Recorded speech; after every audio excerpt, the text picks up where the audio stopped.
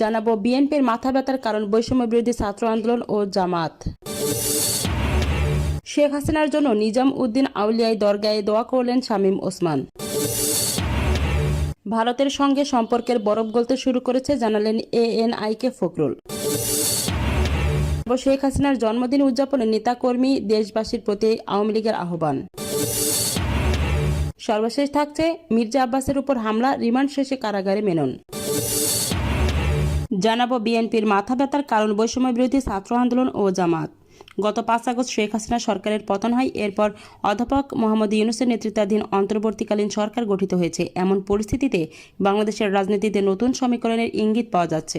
রাজনীতিতে আওয়ামী লীগবিহীন মাঠে সমাধানের দিনগুলোতে নতুন হিসেব নিকেশ আসবে, তাতে কোনো সন্দেহ নেই। এই মুহূর্তে বাংলাদেশের রাজনীতিতে প্রধান দুটো শক্তি বিএনপি এবং তাদের একসময়কার রাজনৈতিক মিত্র জামায়াতে ইসলামী। অন্যদিকে বৈষম্য বিরোধী ছাত্র আন্দোলন কোনো রাজনৈতিক দল না হলেও রাজনীতির মাঠে তাদের প্রভাবও অন্যদের চেয়ে কম নয়। অধ্যাপক মোহাম্মদ ইউনূসের নেতৃত্বে অন্তর্বর্তী সরকার বৈষম্য বিরোধী ছাত্র আন্দোলনের ফসল এবং তাদের পছন্দ। বিএনপি মহাসচিব মির্জা ফখরুল ইসলাম আলমগীর ইতোমধ্যে যেসব বক্তব্য দিয়েছেন তার দৃশ্যত মনে হচ্ছে জামাত ইসলামী এবং বৈষম্য বিরোধী ছাত্র আন্দোলনের অনেক চিন্তাধারার সঙ্গে তাদের একমত হতে পারছে না। প্রথম বিষয়টি হচ্ছে নির্বাচন। বিএনপি মনে করে অতি দ্রুত কিংবা যৌক্তিক সময়ে নির্বাচন দাবি করছে। অন্যদিকে নির্বাচন নিয়ে জামাত ইসলামীর কোনো তাড়াহুড়া লক্ষ্য করা যাচ্ছে না। আরেকটি বিষয় হচ্ছে বৈষম্য বিরোধী ছাত্র আন্দোলনের নতুন রাজনৈতিক দল গঠন নিয়ে বিএনপির সতর্ক অবস্থান। বৈষম্য বিরোধী ছাত্র আন্দোলনের সঙ্গে যারা সম্পৃক্ত তাদের দিক থেকে কোনো রাজনৈতিক দল গঠন করা হয় কিনা সেদিকেও দৃষ্টি রাখছে বিএনপি। এ বিষয়টিও নির্বাচনের সঙ্গে সম্পৃক্ত। যদিও বৈষম্য বিরোধী ছাত্র আন্দোলনের সমন্বয়করা বলছেন নতুন রাজনৈতিক দল গঠনের কোনো চিন্তা এখনও তাদের নেই। গত 16 সেপ্টেম্বর ঢাকায় এক অনুষ্ঠানে বৈষম্য বিরোধী ছাত্র আন্দোলনের প্রতি ইঙ্গিত করে মির্জা ফখরুল বলেন, অন্তর্বর্তী সরকার যাদের দায়িত্ব দিয়েছে তাদের মধ্য থেকে বলা হচ্ছে নতুন দল তৈরি করতে হবে। নতুন দল তৈরি করার কথা বলে জনগণ কিভাবে বুঝবে তারা নিরপেক্ষ কাজ করছেন।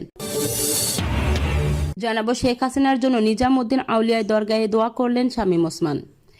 গণ অভ্যুত্থানের মুখে গত 5 আগস্ট আওয়ামী লীগ সরকারের পতন হয়। সেদিনই দেশ ছেড়ে পালিয়ে ভারতে সাবেক প্রধানমন্ত্রী শেখ হাসিনা। এরপর অন্তর্বর্তী সরকার ক্ষমতায় এলে তার দলের অনেক নেতা গোপন দেশে চলে গেছেন।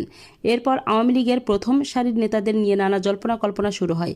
এরপর দীর্ঘ 1 মাস পর চলতি মাসের শুরুর দিকে ভারতের নিজাম উদ্দিন আউলিয়ার দরগাহে নারায়ণগঞ্জের সবচেয়ে আলোচিত নেতা ও সাবেক সংসদ সদস্য শামীম ওসমানকে পরিবারসহ দেখা যায়। ভারতের একটি বিশ্ববিদ্যালয় থেকে স্নাতকোত্তর চূড়ান্ত পরীক্ষা শেষ করে ঘুরতে গিয়ে বাংলাদেশের মনিরুল হক দিল্লির নিজাম উদ্দিন আউলিয়া দরগাহে তাকে দেখতে পান।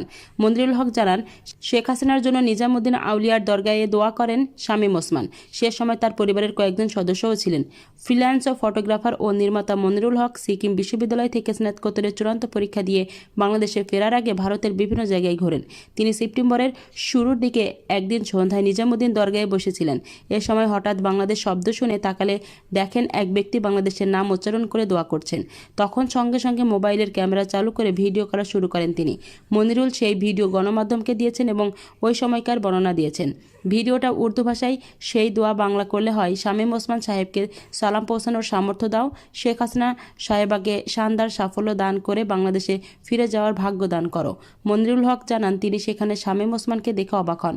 ওই সময় শামীম ওসমানের সঙ্গে তার পরিবারের সম্ভবত আরও 3 জন সদস্য ছিলেন। পরে তিনি শামীম ওসমানকে অনুসরণ করতে থাকেন। দরগাহের এক পাশে থাকা খাবার জায়গায় শামীম ওসমান ও তার পরিবারের সদস্যদের তবারক বিতরণ করতে দেখেন তিনি। এমনকি যিনি দোয়া পড়ছিলেন তাকে টাকাও দিতে দেখেন। মনিরুল দাবি, শামীম ওসমানের সঙ্গে তার একবার চোখাচোখি হয়, তবে কোনো বাক্য বিনিময় হয়নি। শামীম ওসমানকে দেখে হতাশ মনে হয়েছিল বলেও জানান বাংলাদেশের এই শিক্ষার্থী। এর আগে শামীম ওসমানকে পরিবারসহ দেখেছেন বলে ফেসবুক পোস্টে জানিয়েছিলেন ভারতের অধ্যয়নরত আরকে বাংলাদেশি শিক্ষার্থী আকাশ হক, যা ইত্তেফাক অনলাইনে প্রকাশ হয়। এতক্ষণ শুনছিলেন সংবাদ শিরোনাম, এবার বিস্তারিত। তবে তার আগে অনুরোধ থাকবে চ্যানেলটিকে সাবস্ক্রাইব করে ভিডিওটি না টেনে শেষ পর্যন্ত দেখুন। ভারতের সঙ্গে সম্পর্কের বরফ গলতে শুরু করেছে জানালেন এএনআই-কে ফখরুল। ভারতের সঙ্গে সম্পর্কের বরফ গলতে শুরু করেছে বলে মন্তব্য করেছেন বাংলাদেশ জাতীয়তাবাদী দল বিএনপির মহাসচিব মির্জা ফখরুল ইসলাম আলমগীর। বাংলাদেশে নিযুক্ত ভারতীয় হাইকমিশনার প্রণয় ভার্মার সঙ্গে বৈঠকের পর ভারতীয় বার্তা সংস্থা এএনআইকে দেওয়া সাক্ষাৎকারে তিনি একথা বলেন। বুধবার 25 সেপ্টেম্বর এক প্রতিবেদনে এই তথ্য জানিয়েছে বার্তা সংস্থা এএনআই। প্রতিবেদনে বলা হয়েছে, ছাত্র নেতৃত্বাধীন গণ অভ্যুত্থানে শেখ হাসিনাকে প্রধানমন্ত্রী হিসেবে ক্ষমতাচ্যুত এবং অন্তর্বর্তী সরকারের দায়িত্ব গ্রহণের পর ভারতের সঙ্গে সম্পর্কের বরফ গলতে শুরু করেছে বলে বিশ্বাস করে বাংলাদেশের অন্যতম বৃহত্তম রাজনৈতিক দল বাংলাদেশ জাতীয়তাবাদী দল বিএনপি। এএনআই বলছে, সম্প্রতি ঢাকায় নিযুক্ত ভারতীয় হাইকমিশনার প্রণয় ভার্মা সম্পর্ক জোরদার করার বিষয়ে আলোচনা করতে বিএনপির কার্যালয়ে দলটির মহাসচিব মির্জা ফখরুল ইসলাম আলমগীরের সঙ্গে বৈঠক করেন। এ বিষয়ে মির্জা ফখরুল বলেন, প্রণয় ভার্মার সঙ্গে হওয়া এই বৈঠক উভয় দেশকে অনেক ইতিবাচক দিকে নিয়ে গেছে। বাংলাদেশে গত নির্বাচনের পর থেকেই আমাদের সম্পর্ক নিয়ে প্রশ্ন ছিল, কিন্তু এবার আমাদের অফিসে হাই কমিশনার আসায় অবশ্যই পরিস্থিতির উন্নতি হয়েছে, বরফ গলতে শুরু করেছে। তিনি আরও বলেন, ভারত ও বাংলাদেশের মধ্যে সবসময় খুব ভালো একটা সম্পর্ক রয়েছে এবং সম্পর্ক উন্নত হয়েছে। অবশ্যই এটিও ভারত এবং বাংলাদেশের সম্পর্কের একটি টার্নিং পয়েন্ট। তার দল ভারতকে আশ্বস্ত করেছে যে ক্ষমতায় এলে তারা বাংলাদেশের ভূখণ্ড বিচ্ছিন্নতাবাদী সংগঠনকে ব্যবহার করতে দেবে না। যদিও অতীতে ভারতের উত্তর পূর্বাঞ্চলে বিচ্ছিন্নতাবাদী সংগঠনগুলোকে বাংলাদেশে আশ্রয় দেওয়ার রিপোর্ট রয়েছে। ভারতীয় হাইকমিশনার প্রণয় ভার্মার সাথে বৈঠক সম্পর্কে এএনআইকে মির্জা ফখরুল বলেন, আমরা দুই দেশের মধ্যে স্বাভাবিক সম্পর্ক নিয়ে আলোচনা করেছি। আমরা পানি ভাগাভাগি সমস্যা, সীমান্ত হত্যা, বিদ্যমান বাণিজ্য ভারসাম্যহীনতার কথা উল্লেখ করেছি। একই সময়ে ভারতের প্রধান ইস্যু ছিল নিরাপত্তা সমস্যা। আমরা আশ্বস্ত করেছি, আমরা ক্ষমতায় থাকলে আমরা নিশ্চিত করব এই ভূখণ্ডটি বিচ্ছিন্নতাবাদীরা ব্যবহার করবে না। বাংলাদেশ ও ভারতের সম্পর্ক সবসময় খুব ভালো ছিল, কিন্তু বিএনপি ও ভারতের সম্পর্ক নিয়ে কিছু ভুল বোঝাবুঝি ছিল। আমি মনে করি বরফ গলতে শুরু করেছে। আশা করি এই সম্পর্ক আরও ভালো হবে। এইবার তারা আমাদের অবস্থা বোঝার চেষ্টা করবে। বিশেষ করে ভারতকে এই দেশের মানুষের পালস বোঝার চেষ্টা করা উচিত। তাদের সব ডিম এক ঝুড়িতে রাখা উচিত নয়। তাদের উচিত জনগণের মধ্যে সম্পর্ক গড়ে তোলা। শেখ হাসিনাকে দেশে ফেরানোর বিষয়ে মির্জা ফখরুল ইসলাম আলমগীর বলেন, আমি এখনও জানি না যে সরকার তাকে বাংলাদেশে ফেরত পাঠানোর জন্য ভারতকে আনুষ্ঠানিকভাবে অনুরোধ করেছে কিনা। তবে আমি মনে করি তার বিরুদ্ধে থাকা অভিযোগের মুখোমুখি হওয়ার জন্য সাবেক প্রধানমন্ত্রীর ফিরে আসা উচিত এবং তার জবাবদিহি করা উচিত। সাম্প্রদায়িক অস্থিরতা নিয়ে ফখরুল এএনআইকে বলেন, বাংলাদেশে হিন্দু সম্প্রদায় গুরুতর সমস্যার সম্মুখীন হচ্ছে এমন ভুল বর্ণনা নিয়ে আমরা খুবই উদ্বিগ্ন। আমি মনে করি না কোনো গুরুত্বপূর্ণ সমস্যা চলছে।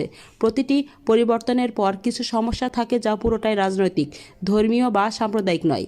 কিন্তু আমরা আমাদের দেশের সংখ্যালঘুদের সুরক্ষার জন্য খুবই সজাগ। বিশেষ করে পূজার আগে আমরা ইতোমধ্যেই সারা দেশে আমাদের ইউনিটগুলোকে সতর্ক থাকার নির্দেশনা দিয়েছি। সর্বশেষ জানাবো, মির্জা আব্বাসের উপর হামলা, রিমান্ড শেষে কারাগারে মেনন। বিএনপির স্থায়ী কমিটির সদস্য মির্জা আব্বাসের উপর হামলা মামলার ওয়ার্কার্স পার্টির সভাপতি ও সাবেক মন্ত্রী রাশেদ খান মেননকে 3 দিনের রিমান্ড শেষে কারাগারে পাঠানো হয়েছে। এর আগে দুপুরে মেননকে রিমান্ড শেষে কারাগারে হাজির করা হয়। মামলায় তদন্ত কর্মকর্তা তাকে কারাগারে আটক রাখার আবেদন করেন। মামলা সূত্রে জানা গেছে, 2018 সালের 15 ডিসেম্বর রমনা থানাধীন সেগুনবাগিচায় মির্জা আব্বাসের নেতৃত্বে নির্বাচনী প্রচারণার সময় আসামি মেননের নির্দেশনায় কয়েকজন দেশীয় অস্ত্র নিয়ে হামলা চালায়। এ সময় তারা মির্জা আব্বাস সহ তার সঙ্গে থাকা নেতাকর্মীদের হত্যার চেষ্টা করেন। এ ঘটনায় গত 28 আগস্টে বিএনপি নেতা ইমাম হোসেন ইমাম বাদী হয়ে শাহবাগ থানায় একটি হত্যা চেষ্টা মামলা দায়ের করেন।